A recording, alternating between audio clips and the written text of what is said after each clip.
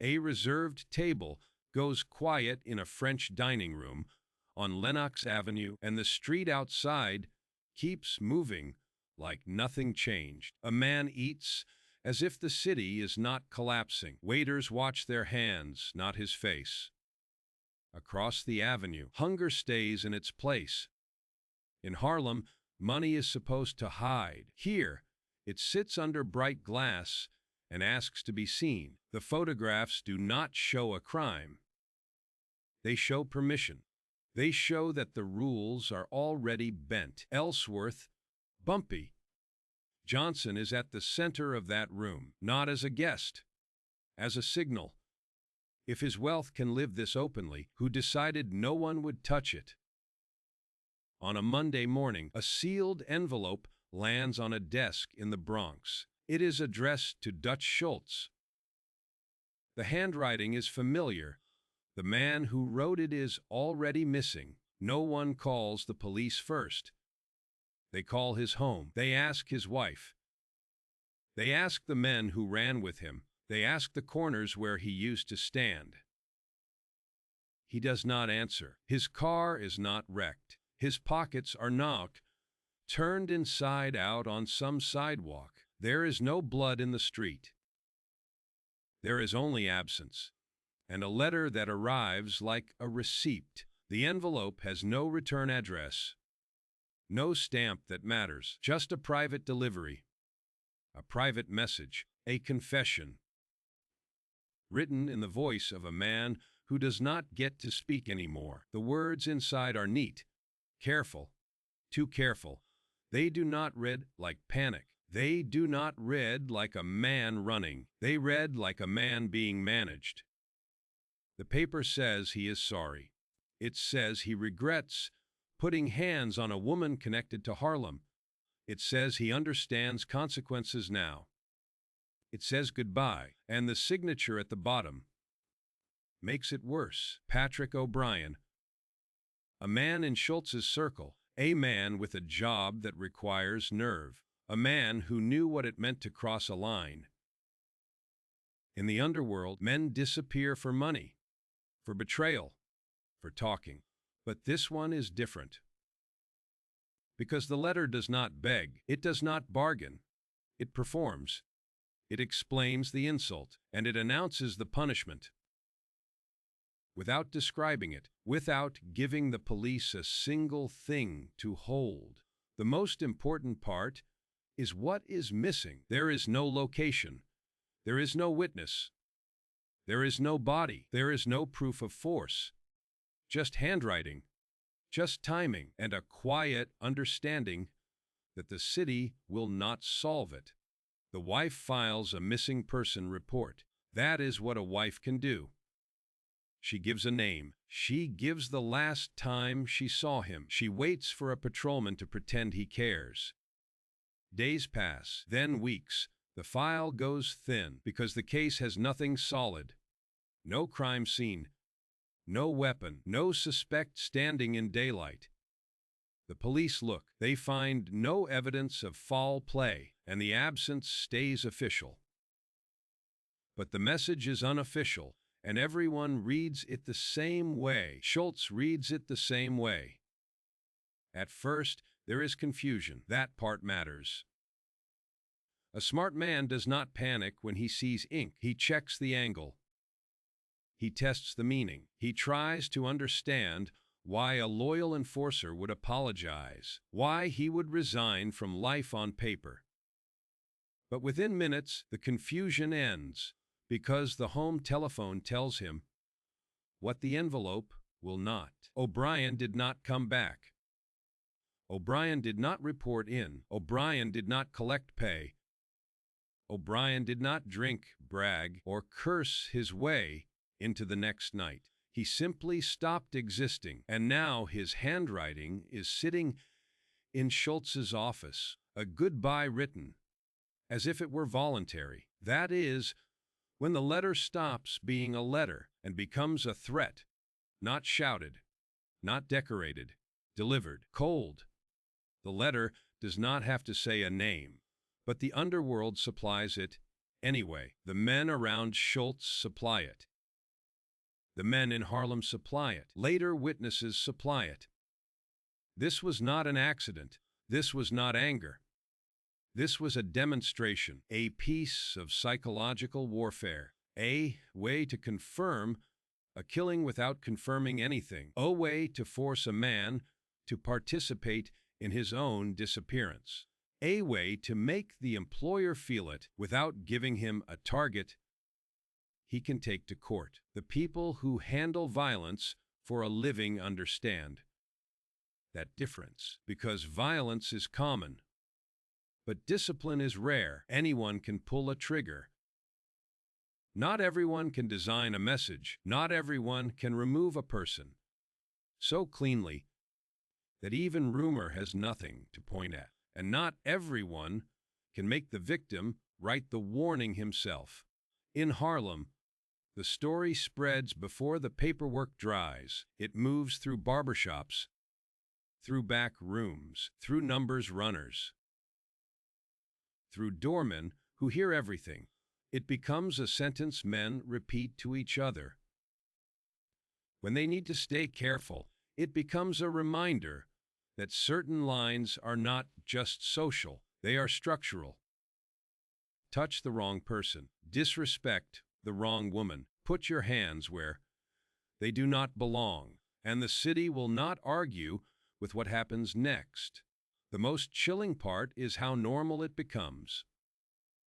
A missing man, a wife with questions, a police file with no answers, and a criminal office where the only evidence is a sheet of paper. One line of it lands hardest because it sounds like it was written for an audience, a farewell that is too polished, too complete, a final bow, a forced performance. I apologize for the problems I have created.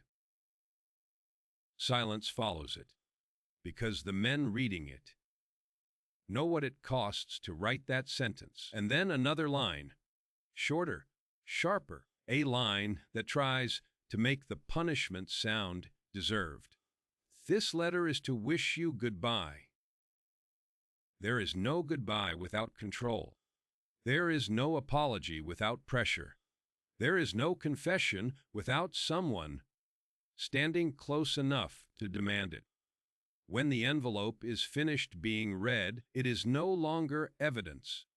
It is a warning that has already worked, because the next men in Schultz's orbit will remember it.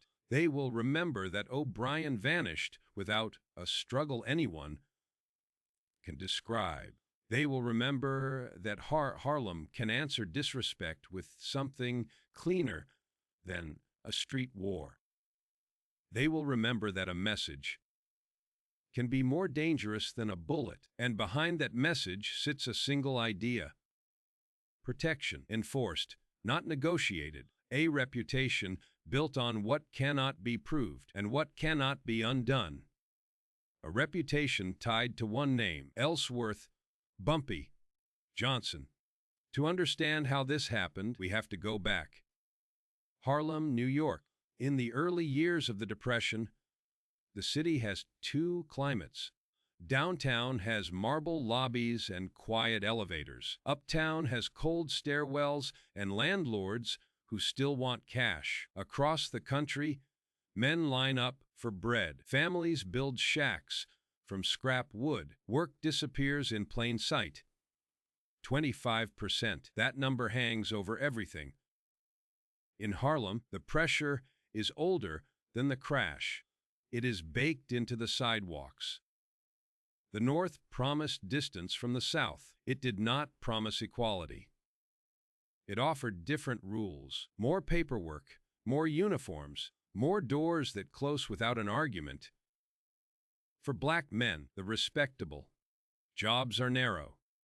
Porter, elevator operator, driver, kitchen work. The pay is small, the hours are long, and the ceiling is permanent. If a man wants to rent a better apartment, he needs a signature. If he wants credit, he needs a white guarantor. If he wants to start a business, he needs permits. and permits move through political hands. Those hands are not neutral. They belong to precinct captains. They belong to ward bosses. They belong to judges who recognize names before they recognize facts. There is an unwritten law in New York. Police decide what is illegal, and they decide when it matters. A raid is not just enforcement. It is a transaction, a warning, a reminder. Harlem learns to live inside that system because it has to. Every neighborhood creates its own economy. Harlem's is built from small bills, coins, folded paper passed through barber shops and beauty parlors, a stream of bets, a stream of hope policy. Numbers. It is not respectable, but it is reliable. It does not require a bank loan. It does not require permission. It requires reach. It requires collectors who can walk blocks without being stopped. It requires women behind counters who can remember faces. It requires a payout system that never fails, because the one unforgivable sin in that business is refusing to pay. In public, politicians call it vice. In private, they count it as income. The same men who talk about law and order accept envelopes. They accept campaign contributions. They accept favors. The arrangement is simple. You operate. You share. You stay within the boundaries they set. And if you refuse, they do not have to arrest you to destroy you. They can lean on your landlord. They can squeeze your runners. They can send uniformed men to stand in your doorway until customers stop coming. Power in Harlem is not only money, it is access to police, to courts, to the men who decide which complaints get heard. In that world, white New York remains the final authority, not always present, always looming. Wall Street may be collapsing, but it still speaks louder than Lenox Avenue. A white investigator can bring federal pressure. A white prosecutor can ignore local arrangements. A white newspaper can turn a neighborhood into a headline, and headlines create heat. Heat makes everyone nervous, even the men who think they own the streets. But Harlem also has its own code, because when formal power is tilted, informal power becomes law. Respect is currency. Silence is protection. Loyalty is insurance. A man who feeds families can buy patience. A man who pays rent for a widow can buy witnesses who see nothing. A man who employs dozens can create a small army without uniforms. The neighborhood watches who gives, and it watches who takes. Outsiders can enter, but they are measured not by what they say, by what they demand. Harlem understands exploitation. It has lived under it. So when a figure arrives with money and force, the first question is not whether he is violent. The question is whether he is of Harlem, or whether he is simply using it. There is another unwritten law. No one rises alone. Not here. A young man can be smart. He can be fearless. He can even be ruthless. But without protection above him, he is just a target waiting to be selected. And protection is a ladder with missing rungs. At the bottom are runners earning small weekly pay. At the top are operators who can move money like water. Between them are enforcers, collectors, men who handle disputes, men who settle debts without writing anything down. This is where ambition goes when the legal economy offers only survival. This is where discipline becomes more valuable than rage. This is where violence is not celebrated.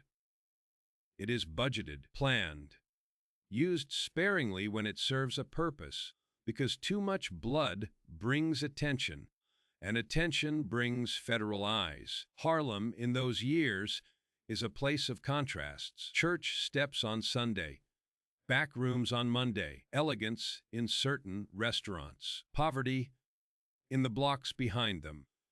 A neighborhood forced to invent its own version of wealth and its own version of order. And this was the world Ellsworth Bumpy Johnson lived in. Charleston, South Carolina.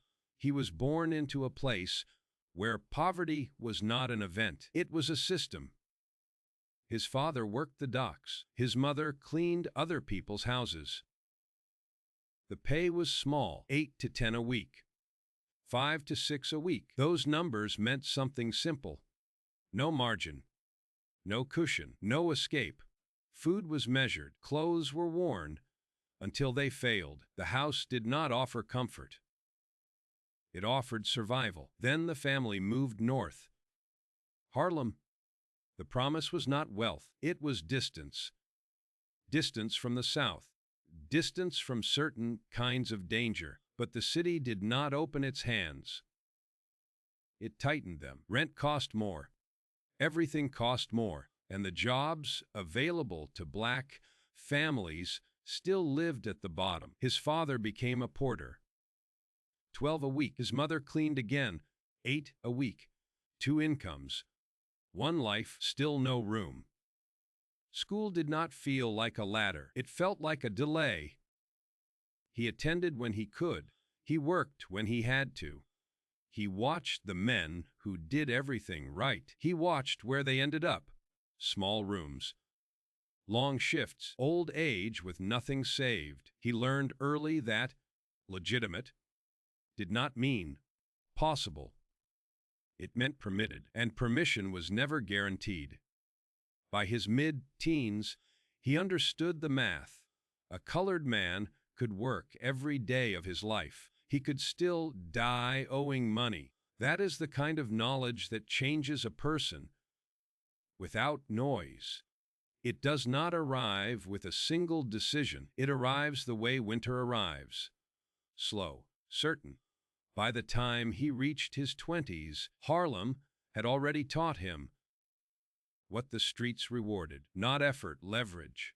Not honesty, control. And then he met the woman who owned the most important kind of control in Harlem, Stephanie St. Clair, the Madame Queen of Policy.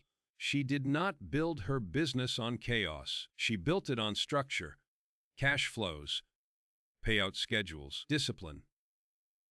The story of how he came to her is disputed. Later sources offered different versions. Some said he intervened in a robbery. Some said she noticed him because he stood his ground. The details change. The result does not. He entered her orbit, and he became useful. At first he was labor, a runner, a face in the crowd. Then he became something else. Protection, enforcement. A man who could make problems disappear without creating new ones. By the time he was fully in her service, the money changed. 200 a week. That number was not just income. It was a message. It said he was no longer trapped inside his parents' ceiling. It said the street economy was not theoretical. It worked, but the pay was not the real education. Claire taught him how the machine ran. She taught him what policy really was, a business that turned small bets into steady profit, a business that needed credibility more than it needed charm, because credibility meant winners got paid. Every time, she taught him the other structure. Protection did not come from being feared. It came from being connected. Police captains did not need to love you. They needed to be fed. Monthly payments, 500, 1,000. Those numbers were not bribes in Harlem. They were operating costs. The political men were the same. District leaders, campaign contributions, friendly judges, cases that died quietly, arrests that led nowhere. That was not luck. That was an arrangement. And prison Claire treated it like an agreement that required maintenance. She also taught him how violence was supposed to work, not as rage, as policy, controlled, purposeful, a tool, a last step, used to remove an obstacle, used to send a signal, but never used so carelessly that it invited federal attention, because local corruption could only protect you from local pressure. The federal government did not need Harlem's permission. Neither did headlines. St. Clair understood something else, too. Community, she employed Harlem. Collectors, clerks, people who had no other path to decent money. She gave them pay. She gave them dignity. She gave them small forms of stability. And in return, the neighborhood protected her, not because she was clean, because she was theirs. That was power that guns could not buy, and he watched it closely. He learned that loyalty could be engineered, that silence could be purchased without threats, that charity could be a shield, that a criminal operation could still present itself as opportunity. He learned the difference between a gangster and an operator. One uses fear, the other uses systems. By the late 20s, his income was already beyond normal Harlem life. $15,000 a year. That figure placed him in a different category. But even then, it was still a wage, a high wage. A wage. And a wage means you serve someone else's structure. It means your ceiling is still real. It just sits higher. What St. Clair gave him was not just money. She gave him a blueprint. And once a man has a blueprint, he starts seeing the city differently. He starts counting. He starts mapping. He starts thinking in assets, not days. He starts imagining what it would look like to own the whole machine. Then, late in 1928, he vanished. Late in 1928, Harlem kept moving. But he did not. He stopped showing up. He stopped being seen on the corners, where men like him were always seen. No farewell, no explanation. No public rupture with St. Clair, just an empty space where his presence had been predictable. In that business, absence is never neutral. It is either flight or imprisonment, or a decision made by someone else. Later accounts disagree on the details, but they agree on the shape of it. He was gone for roughly 16 months, long enough for rivals to test boundaries, long enough for allies to wonder if he was finished, long enough for the streets to rewrite his name into past tense. When he returned, he did not come back like an employee. He came back like a man who had been recalibrated. He had money, not a few hundred, not a few thousand. Real cash, 75,000, 100,000. Those figures moved through Harlem like a rumor with teeth, because money that size is not earned slowly. Not in that time, not by a man who had just disappeared. It suggests something bigger. A score, an arrangement, a sponsor, or work done in another city where the rules were different. He also returned with a different kind of posture. Not louder, not more emotional, more certain, as if he had seen what national crime looked from the inside, as if he understood that Harlem was not the whole map, just one piece of it. Later sources called it the Chicago period, not because anyone filed an itinerary, but because the logic points there. Chicago was where organization had hardened, where white and black operations negotiated by necessity, where street work met structure, where men learned that violence could be outsourced, that money could be laundered through property, that the real power was not the gunman, it was the man who could replace the gunman without interruption. Whatever he did in that missing stretch, the return is what matters. He came back with capital. He came back with connections outside Harlem. He came back with knowledge he did not have before. The kind of knowledge that turns a talented enforcer into a builder. In early 1930, he did not wait for permission. He started buying small policy banks first, operators weakened by the Depression, men who could not keep enough cash to pay winners. When the wrong number hit, he offered them relief. And he offered it fast. He spent around $40,000 in that first wave. 6 banks, not as trophies, as infrastructure. Those purchases did something important. They turned his cash into flow. They created weekly intake. They created payroll. They created loyalty. And loyalty is easier to buy when you pay more than the next man. He hired people away from competitors, collectors, enforcers, prison runners who knew the neighborhoods. He offered higher weekly pay. He built a crew of around 30, not friends, employees, men loyal to his money, not to someone else's legend.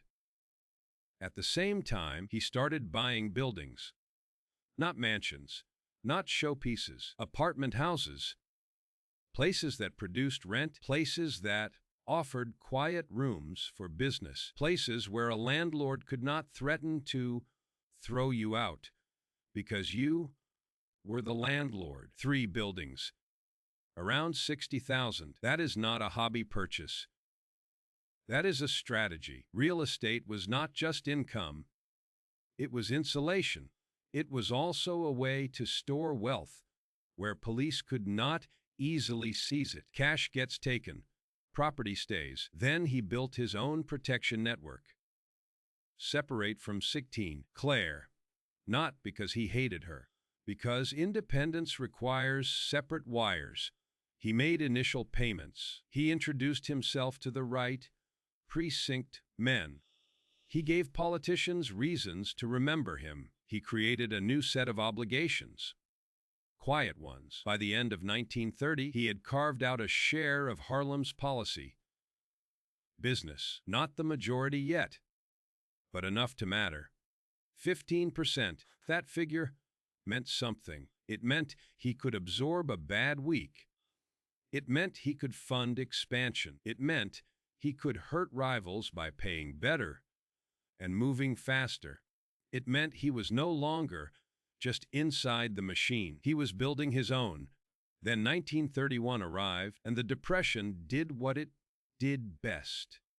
It weakened people with less reserve. Smaller operators began to fail. Not because demand disappeared, because they could not carry risk. In policy, risk is not abstract. Risk is the day the winning number hits and a bank does not have cash ready. That is when the crowd turns. That is when trust collapses. That is when an operator is finished. He exploited that weakness with the precision of a man who planned for it. He bought more banks. He bought them cheap, operations worth 50 to 75,000. He paid 20 to 30. Not because he negotiated brilliantly, because the sellers were desperate. And desperation cuts value. For those who refused to sell, the pressure changed. Not loud, not chaotic, targeted. A bank gets robbed. A collector gets beaten. A family receives a message that does not need to be repeated. The point is never the violence itself. The point is the decision it forces. Sell or be pushed out. Most chose to sell. A few did not.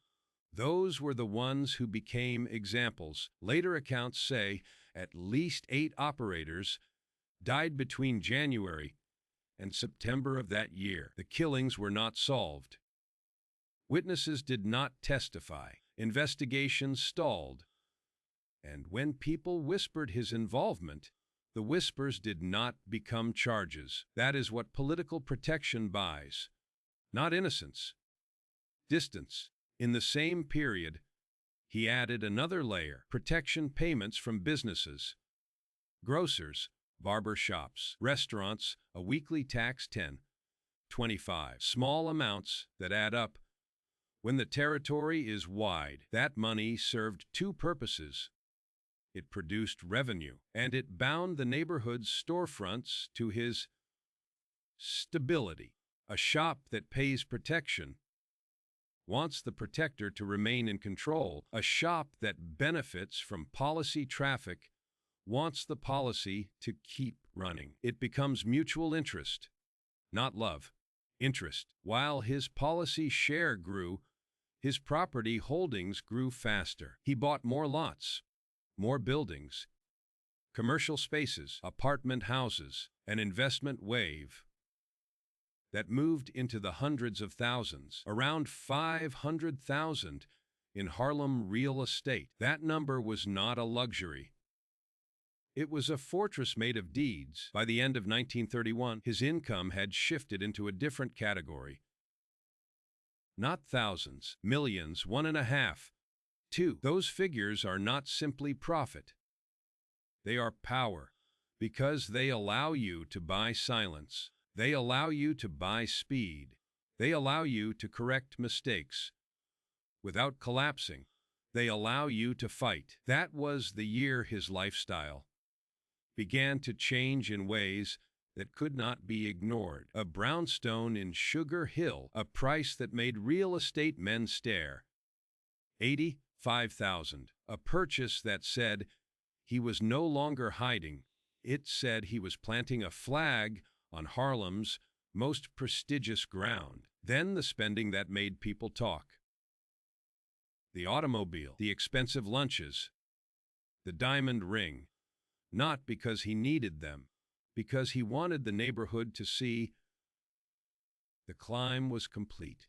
And once a man starts showing wealth that openly, it attracts something he cannot control. Attention. From rivals, from newspapers, from outsiders who believe Harlem is available. By the time 1932 approached, he had moved from rising force to obvious target, and Dutch Schultz was the kind of outsider who did not ask permission. Schultz did not arrive in Harlem as a tourist. He arrived as an owner. Downtown money, downtown muscle, a man used to taking territory and calling it business. He had already built a reputation in New York for being relentless, not loud, relentless. He understood one central fact about the Depression. People still gambled. Sometimes they gambled more, because hope is cheaper than food, and policy was the purest form of that market. Small bets, huge volume, cash every day. Harlem's numbers business was not a side hustle. It was an engine. And Schultz wanted it. He did not need to understand Harlem's social code to understand the math. He saw a neighborhood full of steady intake. He saw operators who were black and politically protected. He saw a system that, from his angle, looked like it could be purchased or crushed. His first move was not a public invasion. It was pressure, quiet economic warfare. Runners get stopped. Banks get raided. Collections get interrupted. Men doing routine work start getting hurt on the way home. Not theatrical, functional. The point was to make the business unreliable, because unreliability is poison in policy. If players believe payouts might fail, they move their bets. If collectors believe they might get hit, they stop collecting. If bankers believe they might be arrested every week, they sell. Schultz used that logic like a lever. He sent enforcers into Harlem with instructions that did not require speeches. Break the rhythm. Break the confidence. Make the neighborhood feel like its own operators cannot protect it. That is how you take territory without announcing a war. But Harlem was not empty ground.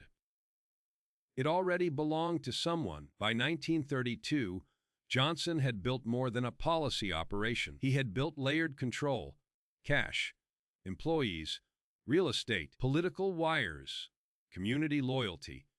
Those are defensive assets, and Schultz, for all his resources, was an outsider. He could buy violence. He could not buy belonging. At first, Schultz believed the size of his machine would solve that. More men, more money, more replacements. He believed Harlem would fold under sustained pressure, because most places do. And for a moment, it looked like it might work. Johnson's people started getting hit. His collectors got scared. Banks faced disruption. Small operators who depended on his stability began to panic. A few considered switching sides. That is what pressure does. It creates doubt. Then Johnson answered, not with speeches, with rhythm. He kept payouts moving. He kept collectors paid. He kept the business functioning. He used his cash reserves the way a legitimate corporation uses liquidity in a crisis. He covered losses. He absorbed disruptions. He paid winners without delay. That alone was a statement. It told Harlem the machine still worked. And then the other answer came. The one Schultz respected. His men began to die. Not in dramatic mass killings, not in ways that drew crowds, in ways that created fear inside his own ranks. Because his enforcers were not from Harlem. They did not have home field protection. They did not have neighbors watching for them. They walked into streets that did not belong to them, and they started to vanish. Or they were found too late to talk. Schultz could replace bodies, but replacement does not replace confidence. When men start asking whether Harlem is worth it, the machine slows. Johnson understood something Schultz did not. Harlem was not just territory. It was a population with memory. The neighborhood saw Schultz as an exploiter, a white gangster reaching into black cash flow, a man who would take the profits and leave the pressure behind.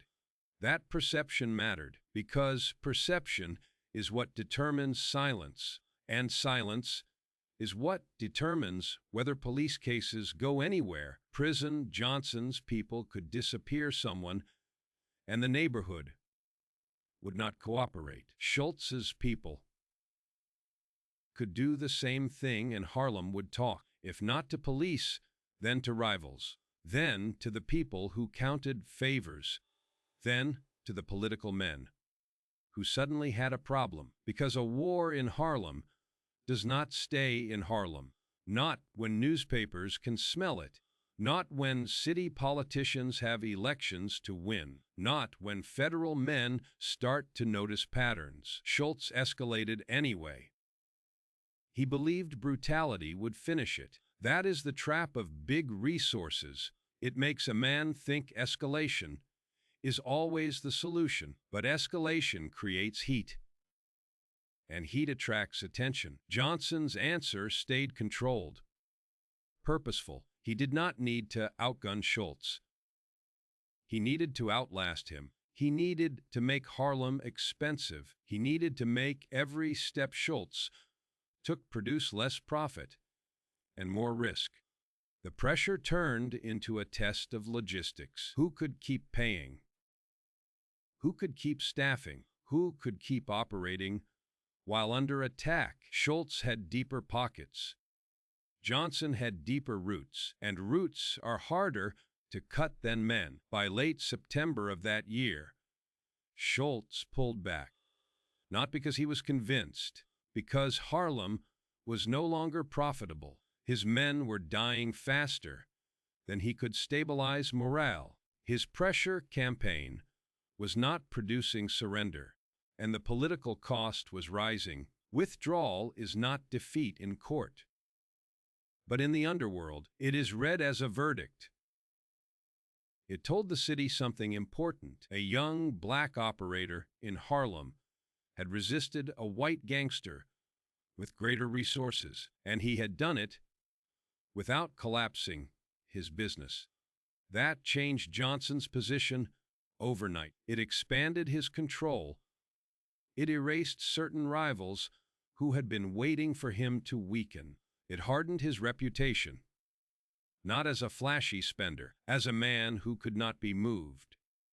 After Schultz left, Johnson's share of Harlem policy swelled, not because he asked politely, because fear and opportunity filled the vacuum. Operators who had wavered returned. Smaller banks sold out. Collectors chose the side that looked permanent. By the time the photographs in that French restaurant were taken, the message was already known. Harlem had a king, and the king was spending like the country was not starving. $50 on lunch. A permanently reserved corner table. Wine poured while bread lines grew. A diamond ring that cost more than most families would ever see. And beyond the restaurant, beyond the cars and jewelry, a quieter fact carried the real weight. The machine underneath it all was now too big to ignore. It generated millions. It employed Harlem. It paid off the right people.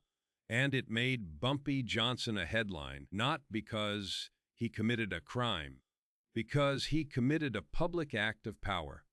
He let the city see the fortune, and he dared it to explain how he was allowed to keep it. The New York Herald did not send a reporter to Shea Morris for the food. They sent him for confirmation. A rumor can live for years in Harlem. A photograph can end it in a day. The restaurant sits on Lenox Avenue, like a private room with a public door. French service, soft lighting, a cost structure designed to keep most people outside. Inside, the city's collapse becomes background noise. The paper's investigator watched the corner table, not because it was marked, because it was protected. A table that stayed reserved. A table that did not need a name card. Waiters moved around it like it was permanent. Harlem's criminals and Harlem's legitimate men both knew where it was. They came to see it. They came to be seen near it. And then Johnson arrived. He did not rush. He did not scan the room like a hunted man. He sat like a man whose threats had already been handled. The bill came later. $50 for a single lunch. That number mattered in 1932. It was not an indulgence. It was a broadcast. On his hand, a diamond ring caught the light. 3.5 carats, platinum, $20,000. That number mattered even more, because it was not worn as private joy. It was worn as proof. The Herald's story was built to do one thing: translate underworld power into figures that the public could understand. They did not write about whispers. They wrote about assets. They wrote about purchasing. They wrote about property. They wrote about the speed at which a fortune appeared. 27 years old, 7 years of ascent, 8 million in total wealth. That figure did not stay inside Harlem. It crossed the river. It landed on desks downtown. It reached federal ears. Treasury men had already been tracking the pattern, not because they cared about Harlem's morals, because money leaves tracks, even when it is carried in envelopes, even when it is stored in buildings, even when it is disguised as rent. Their estimate matched what the paper wanted to print: 8 million. And what bothered them was not only the size, it was the velocity. 1 million in wealth creation per year, during a national collapse, during a period when average wages sat under 1,000 a year. The Herald built a catalog, not of crimes, of consumption. The car came first. A Duesenberg Model J custom ordered, $25,000. Burgundy paint, hand-stitched leather, bulletproof glass, chrome bright, enough to announce him before the door opened. In Harlem, the Duesenberg was not transportation. It was a moving headline. And it was not alone. 5 vehicles total. A Cadillac V16, $8,000, reinforced steel, bulletproof glass, a Packard 12 for routine errands, $5,000, 2 more cars for the security detail, $5,000 combined, $43,000 in automobiles. That figure had a simple implication.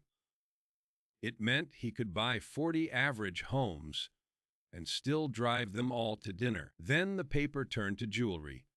Not a watch. A collection. Platinum pocket watches. 4 of them, $2,500 each. $10,000. A diamond wristwatch from Cartier. $8,000. Cuff links, 12 sets. $1,500 each. $18,000. Money clips.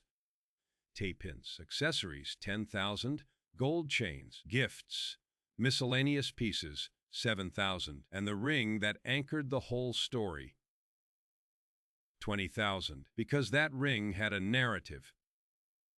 A Fifth Avenue jeweler, a customer list built from white money, a quote that began at $18,000, and a buyer who insisted it rise. Not for function, for the number, $20,000. So he could say it, so he could own the sentence. Then the paper moved to clothing, not style inventory. A custom Harlem tailor, $400 to $500 per suit. Over 100 suits. That math was not subtle. 45,000 in suits alone. Custom shoes, 50 pairs, 25 each, 6,250. Silk shirts, 230 each, 6,000 hats, gloves, silk ties, all stacked into a wardrobe large enough to require staff, a valet, a personal barber, 3 visits a week, 25 per visit. $3,600 a year. That figure sat like a quiet insult in a city where families survived on less. Then the paper went to the house. Sugar Hill, Edgecombe Avenue, a 4-story brownstone, purchase for $85,000. In a market where comparable properties sold for $30 to $40. The premium was the point.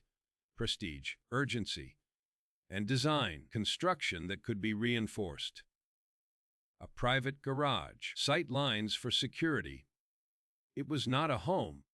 It was a command post with a dining room, and he did not stop at purchase. Renovations. Furnishings, $75,000 more. Steel doors, bulletproof windows, $15,000. A hidden safe room behind a moving bookshelf, $8,000. European furniture, $20,000. Persian rugs, artwork, decorative items, $18,000. Lighting, security modifications, $14,000. The residence ran with staff like a small hotel. A cook, $40 per week. A housekeeper, $35. A driver, $50. A valet, $45.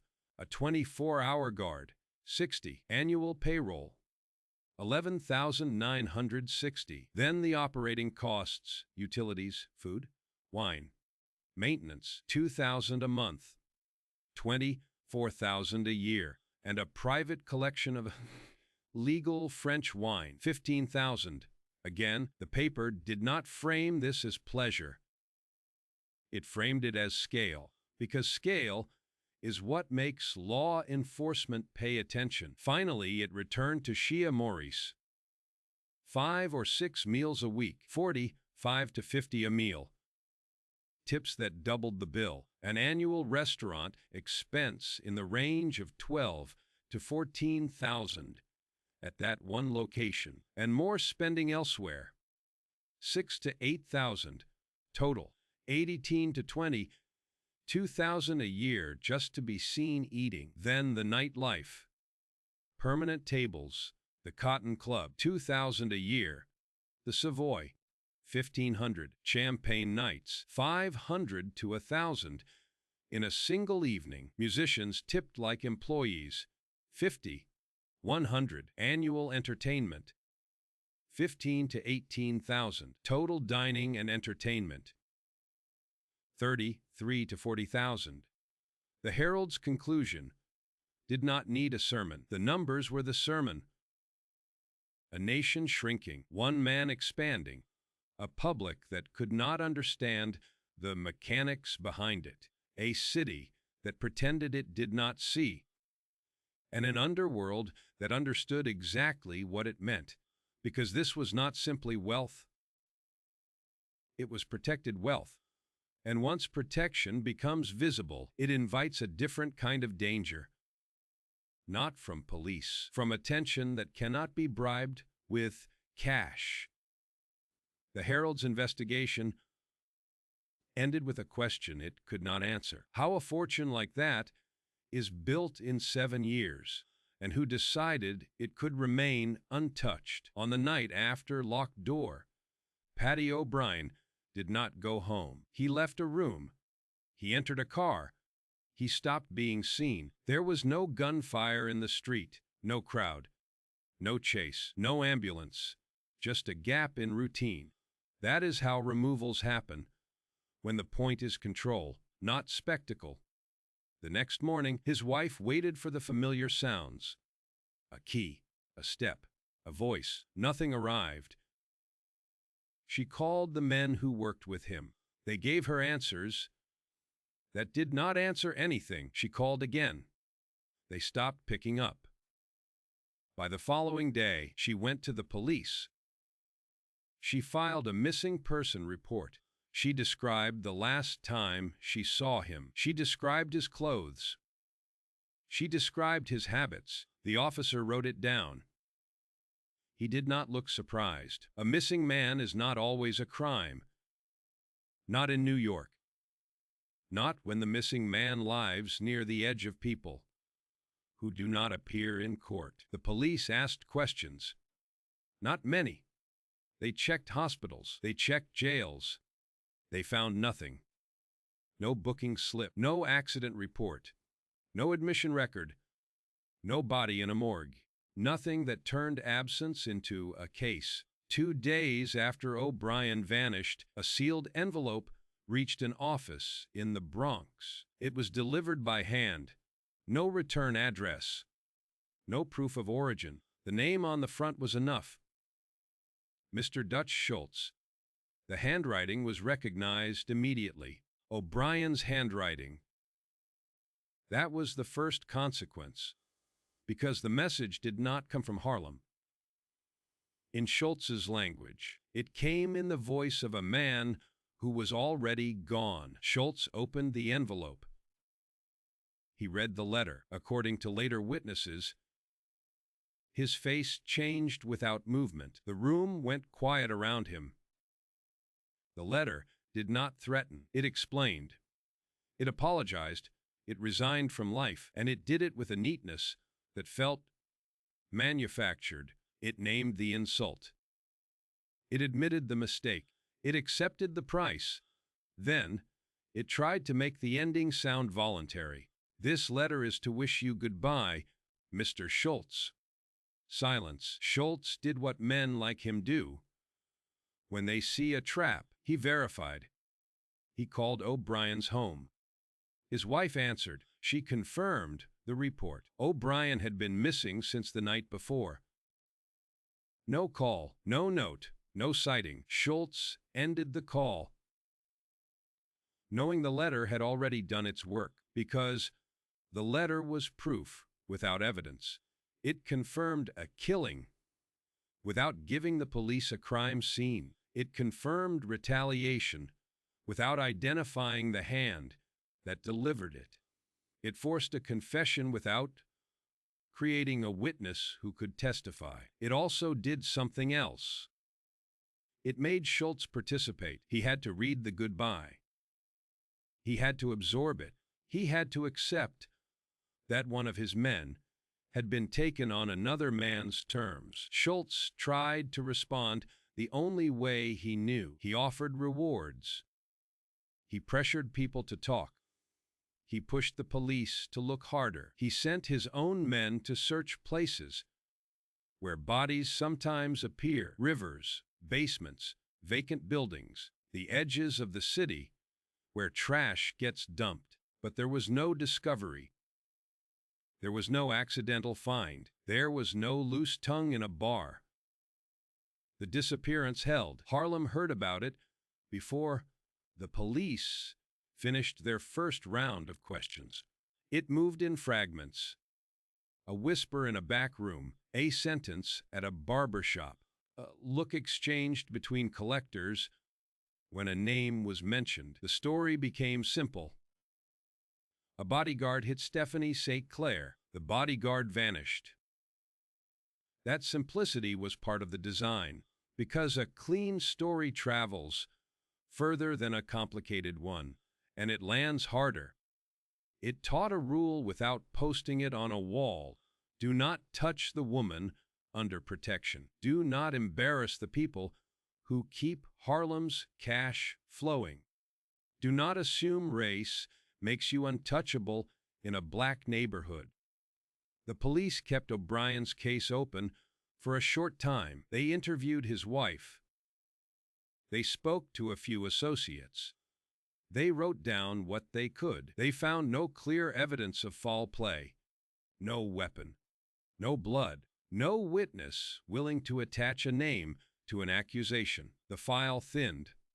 The urgency faded. The city moved on to the next problem. That was the second consequence. The disappearance became unofficial truth. Everyone in the criminal world understood what happened. Everyone also understood the second part. No one was going to say it out loud, because saying it out loud turns rumor into testimony, and testimony creates obligations. Court dates, cross-examinations, retaliation. Harlem had learned how to survive inside that system. When a message is meant to protect the neighborhood's order, silence becomes a form of agreement. O'Brien's wife lived with an empty chair and an open question. Schultz lived with something worse. He lived with the fact that his power had been answered, not with a gunfight, with a disappearance, a letter, and a missing body that refused to surface. The underworld remembers events like this because they compress law into one image. A man writes his own goodbye. A messenger delivers it. A boss reads it. And the city provides no remedy. The consequence was not only that O'Brien was removed. The consequence was that the removal could not be challenged without risking more losses. That was the point. Fast, cold, non-dramatic. A man was there. Then he was not. No one was ever charged. By October, the story had been simplified into photographs. A man at a corner table. A diamond ring catching light. A lunch that cost $50. In a country where families were losing homes. In a city where men stood in bread lines. The Herald framed it as investigation, but Harlem read it as confirmation, because the real power was not the food. It was the permission to spend like that and remain standing. $8 million in estimated wealth. Assets that looked like legitimate tycoon money, built in 7 years. Cars that announced him blocks before he arrived. A house on Sugar Hill reinforced like a fort. A private staff paid more than whole families could earn. A life engineered to be seen. That visibility changed the board. It drew federal attention. It drew rivals looking for leverage. It drew politicians looking for a share, and it drew young men in Harlem who understood the message clearly. Legitimate work was a ceiling. This was the other ladder, but the ladder came with rules. Payouts never fail. Protection stays paid. Violence stays controlled. Community stays fed. And outsiders get reminded quickly that Harlem is not open territory, The Dutch Schultz withdrawal did not end conflict. It changed the reputation. Johnson was now the man who could withstand downtown pressure. The man who could make enemies disappear without leaving evidence. The man who could buy buildings while the city collapsed. The man who could sit under chandeliers while Harlem watched from the street. The Herald wanted a morality tale. Harlem saw something colder, a new kind of American success built on illegal math and disciplined force, operating in daylight because the system around it had already made room. And once that kind of success becomes public, it creates one last problem. The more people who see it, the more people start thinking they can take it.